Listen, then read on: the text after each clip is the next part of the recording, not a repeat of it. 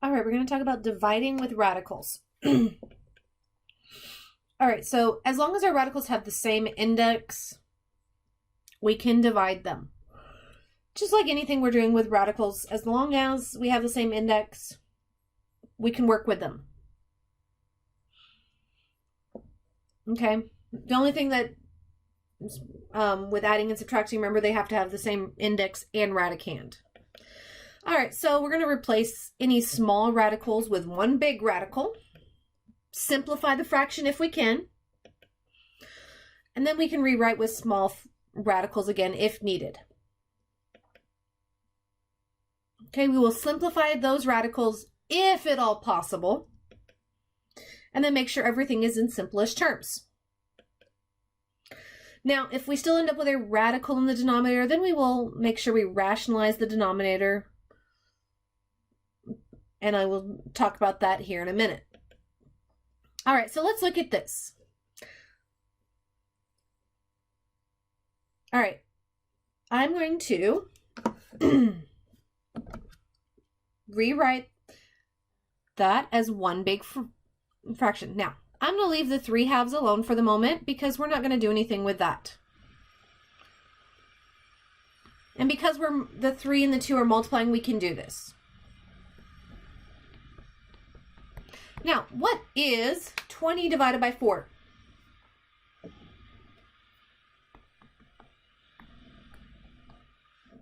Well, 20 divided by 4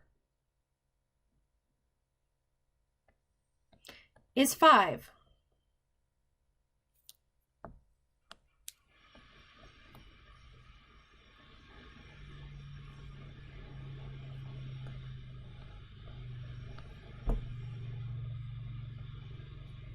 And we're going to move that radical to the top.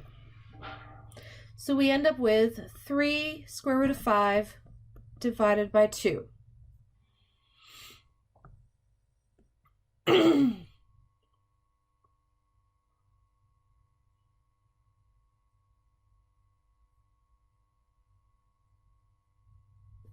All right, so let's look at another one.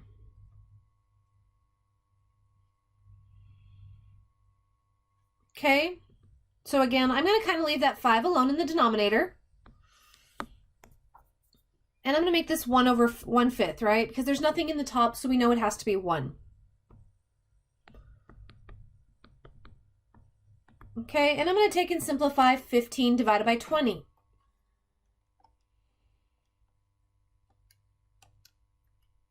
Well, it's not going to come out nice and even, but they're both divisible by 5. Which does give me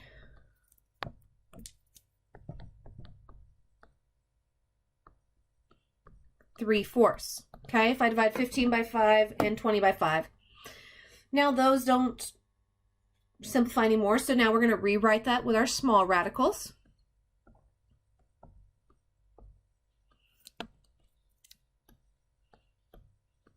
Okay.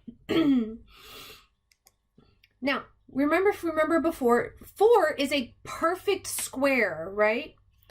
So we can simplify that. Okay, it's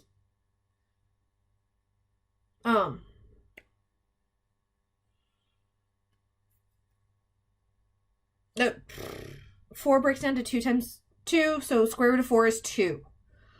So we're going to get square root of 3 over 5 times 2, which gives me square root of 3 times 10. Okay.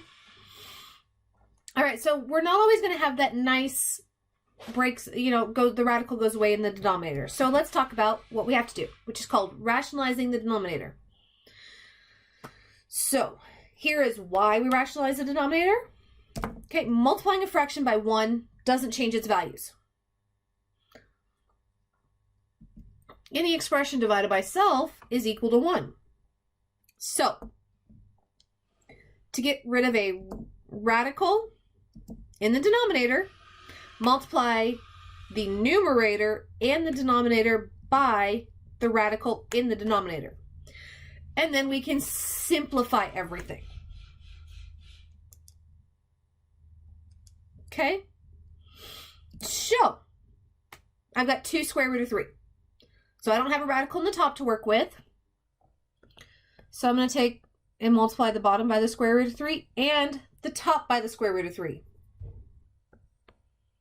So I'm multiplying this by the fraction of 3 over 3. So 2 times square root of 3 just gives me 2 square root of 3. Square root of 3 times square root of 3. Well, remember when we're multiplying square roots, we can combine them under 1, which gives me 3 times 3.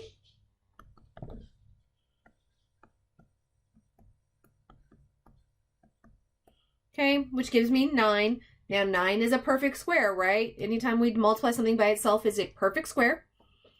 So I end up with 2 square root of 3 over 3. All right, so we're going to look at this one here. Now, if we were to put this into my bigger radical, 3 over 2 is not going to simplify. Okay, they're both primes.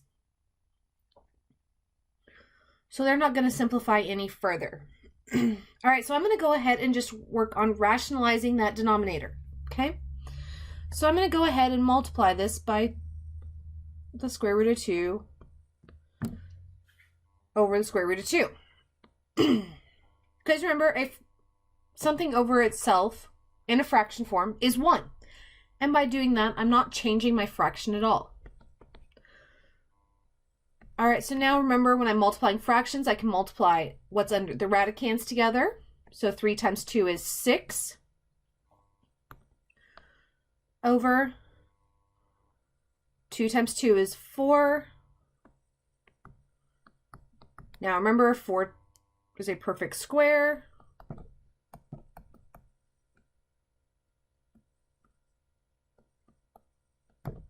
So the square root of 4 is 2. So I get, in the denominator, I get 3 times 2, which is 6. So I get 4 square root of 6 over 6. Now, I'm going to simplify anything left. Okay, square root of 6 is not going to simplify. Its only factors are 2 and 3, or 1 and 6. And none of those are prime. Or none of those are perfect square. So sorry, I should say. They're all prime. But 4 over 6, that does simplify. They're both divisible by 2, which is 2/3. So I end up with 2 square root of 3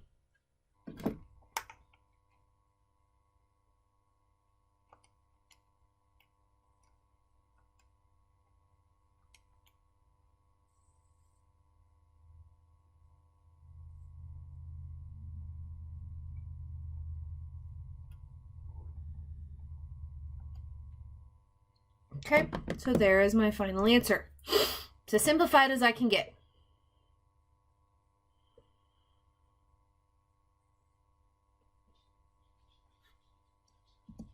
All right, so let's go ahead and look at another one.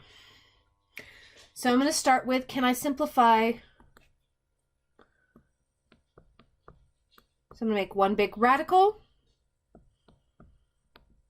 15 over 10. Both are divisible by 5, which leaves me with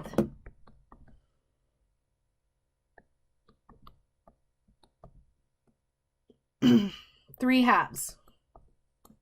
Okay.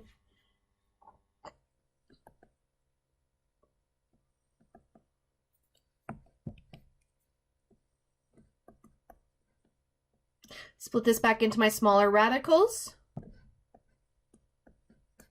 Okay. Well,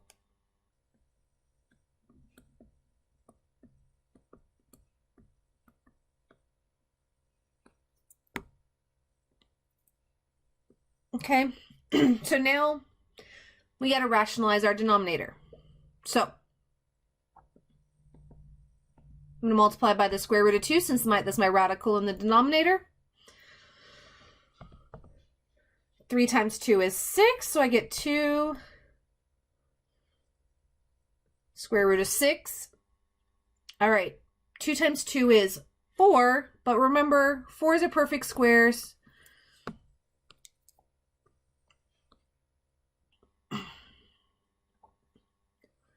4 and the square root of 4 is 2. So we're going to multiply that by 2. Which leaves me with 2 square root of 6 over 10. Double check that there's anything else I can simplify. And 2 over 10 does simplify to 1/5. Okay, so my final answer is going to be the square root of 6 over 5, or 1 square root of 6 over 5.